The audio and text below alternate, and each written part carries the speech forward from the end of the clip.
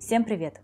Всем известно, что Дмитрий Дмитриевич Шостакович – великий советский композитор, педагог, доктор искусствоведения, народный артист СССР, секретарь Союза композиторов, почетный доктор Оксфордского университета, почетный член иностранных академий музыки и так далее. Но не все знают, что некоторые считают его сыном КПСС, рупором советской пропаганды на Западе, ненавидевшим при этом тоталитарный советский строй. А кто-то наоборот, запуганным пессимистом со сломанной психикой. В молодые годы Шостакович знакомился с музыкой мастеров XX века, что в консерваторских кругах на то время было порицаемым. Тем не менее, музыка Шонберга, Хиндемита, Малера и Стравинского вдохновляли его. Но в своей музыке он должен был демонстрировать, как старательно затыкает сам себе рот. Это означало сознательное разделение своего творчества на две категории – для души и для партии. Что требовал от Шостаковича советская критика? Во-первых, усилить народное начало в музыке, повысить роль развернутых песенных мелодий народного склада, а во-вторых, возвратиться к классическим традициям и создавать по-советски более оптимистичную музыку. Первым произведением подобного рода стала вторая опера Шостаковича «Леди Макбет» Мценского уезда. Опера была шагом в сторону классического искусства, обращенного к широкому кругу слушателей. С огромным успехом прошли ее премьеры по всему миру. Казалось, что наступило признание композитора, но так было до 28 января 1936 года, когда Шостакович купил на вокзале в Архангельске газету «Правда», в которой обнаружил анонимную, то есть отражающую официальную точку зрения, анонимную статью «Сумбур вместо музыки». Авторы статьи выдвигали против него смертельно опасные обвинения в аполитичности и потворстве вкусам буржуазной публики. Против композитора была развернута травля, его могли арестовать и убить. Далее приведу цитаты из статьи «Сумбур вместо музыки» об опере Шостаковича «Леди Макбет» Мценского уезда. Итак, цитирую. Нарочито нестройный сумбурный поток звуков. Обрывки мелодий, зачатки музыкальной фразы тонут, вырываются, снова исчезают в грохоте, скрежете и визге. Пение заменено криком. Если композитору случается попасть на дорожку простой и понятной мелодии, то он немедленно, словно испугавшись такой беды, бросается в дебри музыкального сумбура, местами превращающегося в какофонию. Выразительность, которой требует слушатель, заменена бешеным ритмом. Музыкальный шум должен выразить страсть. Музыка умышленно сделанная шиворот на выворот, так, чтобы ничего не напоминало классическую оперную музыку. Способность хорошей музыки захватывать массы приносится в жертву мелкобуржуазным формалистическим потугам, претензиям создать оригинальность приемами дешевого оригинальничания. Это игра в заумные вещи, которая может кончиться очень плохо. Автору «Леди Макбет» Мценского уезда пришлось заимствовать у джаза его нервозную, судорожную, припадочную музыку, чтобы придать страсть своим героям. «Леди Макбет» имеет успех у буржуазной публики за границей. Не потому ли подхваливает ее буржуазная публика, что опера эта сумбурна и абсолютно аполитична? Здесь непонятно, совместимо ли вообще советское мировоззрение с новаторским композиторским творчеством как таковым? А вообще, возможно ли как-то определить идеологически верные мелодию, гармонию, идеологически верный ритм? Это вопрос к вам. Сразу после разгромной рецензии на оперу последовала разгромная анонимная рецензия на балет Шостаковича «Светлый ручей». Всем было очевидно, что гениального композитора взяли под прицел. Шостакович спал одетым, а под рукой у него всегда был собранный чемоданчик со сменой теплого белья, мылом, расческой и зубной щеткой. Нередко он проводил ночи в подъезде у лифта, чтобы, если придут за ним, не тревожить родных.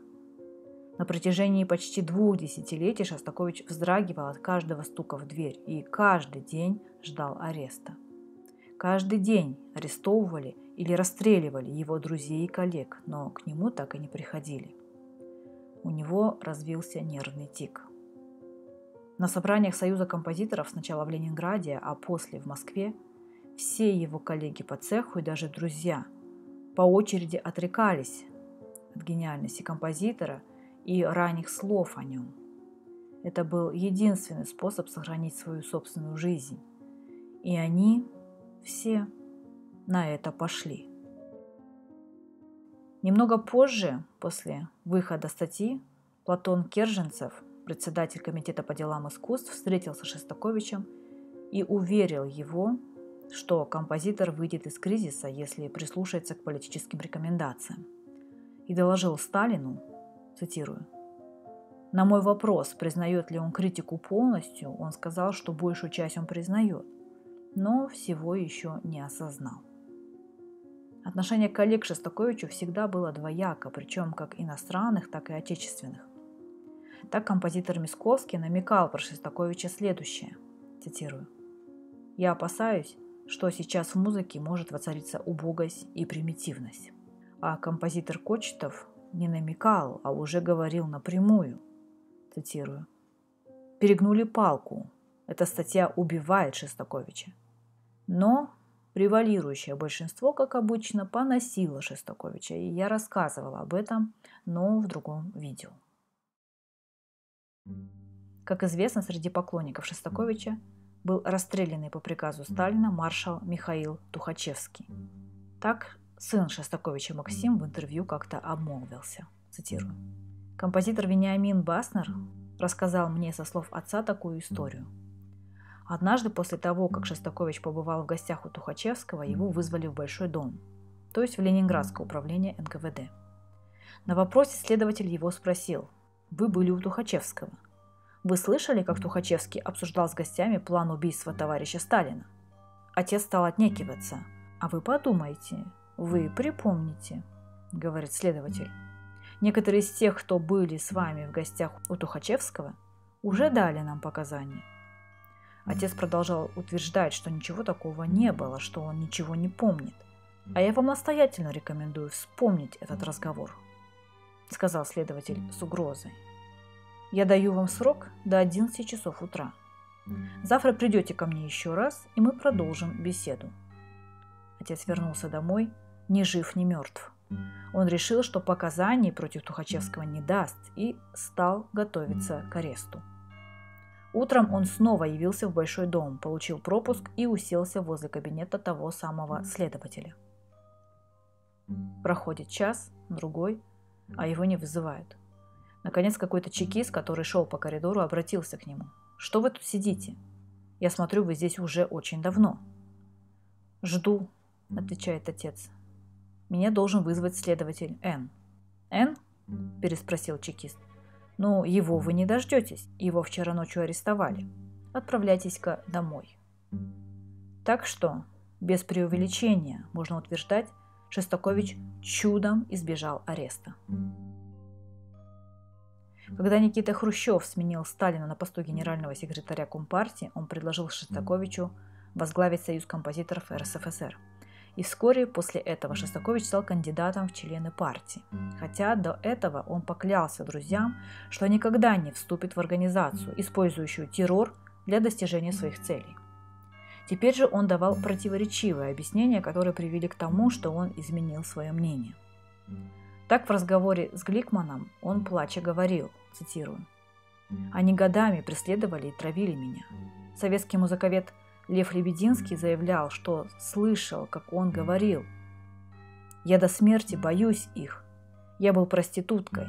Я проститутка и всегда буду ею». Хотя, возможно, Шостаковича и не ожидали никакие серьезные последствия в случае отказа от должности или членства в партии. Никита Сергеевич Хрущев любил встречаться с интеллигенцией. Эти встречи имели чисто пропагандистский и свободный характер. На таких встречах у Хрущева бывали Твардовский, Солженицын, Шостакович, Евтушенко, и случалось, что доходило до настоящих дискуссий.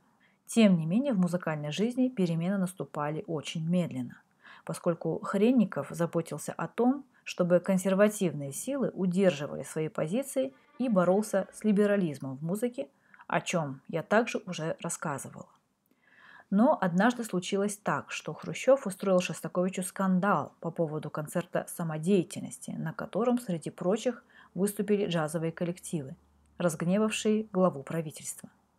Первый секретарь орал на Шостаковича, что вообще не подозревал его в таком безвкусии. Как видите, первый секретарь совершенно спокойно обвиняет композитора в музыкальном безвкусии. И в результате джаз оказался официально исключен из советской музыкальной жизни. Позже на встрече руководителей партии и правительства с деятелями литературы и искусства, организованной 8 марта 1963 года, Хрущев сказал, цитирую: «Я видел русские, украинские, казахские и другие танцы. Это красивые танцы, смотреть их приятно. А то, что называют современными модными танцами, это просто какие-то непристойности, исступления. Черт знает что. Говорят, что такое неприличие можно увидеть только в сектах трясунов. Не могу подтвердить, так как сам никогда не был на сборищах трясунов. Оказывается, что среди творческих работников встречаются такие молодые люди, которые тщатся доказывать, что будто бы мелодия в музыке утратила право на существование, и на смену ей приходит новая музыка, додекафония, музыка шумов.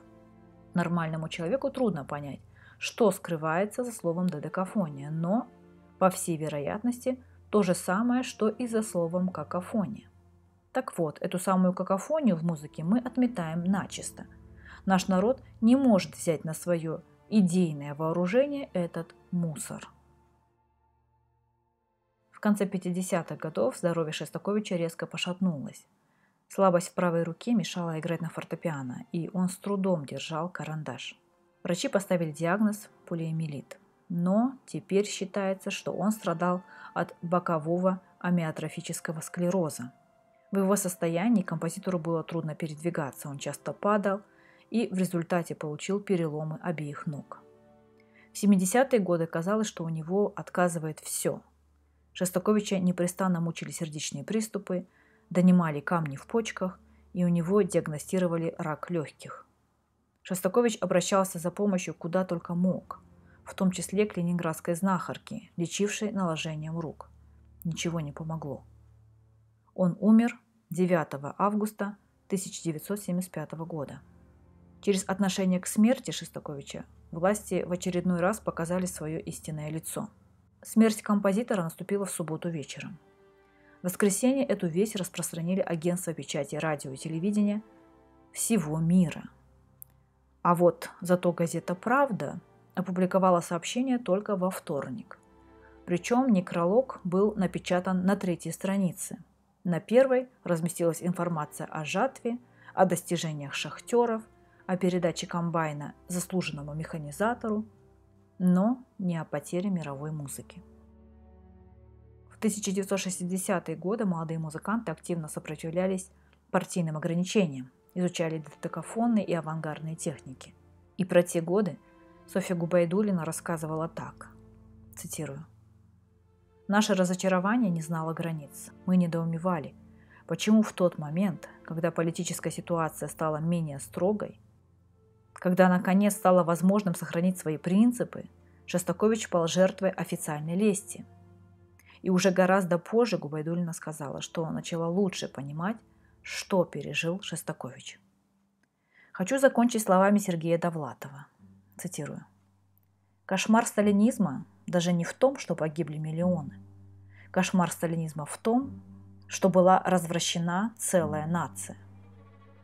Жены предавали мужей, дети проклинали родителей.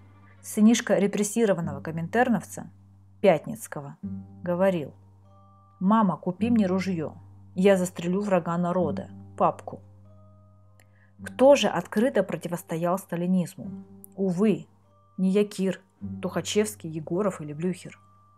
Открыто противостоял сталинизму 9-летний Максим Шостакович. Шел 1948 год. Было опубликовано знаменитое постановление ЦК. Шостаковича окончательно заклеймили как формалиста. Отметим, что народные массы при этом искренне ликовали и, как обычно, выражали свое ликование путем хулиганства. Попросту говоря, били стекла на даче Шостаковича. И тогда 9-летний Максим Шостакович соорудил рогатку, залез на дерево и начал стрелять в марксистско-ленинскую эстетику.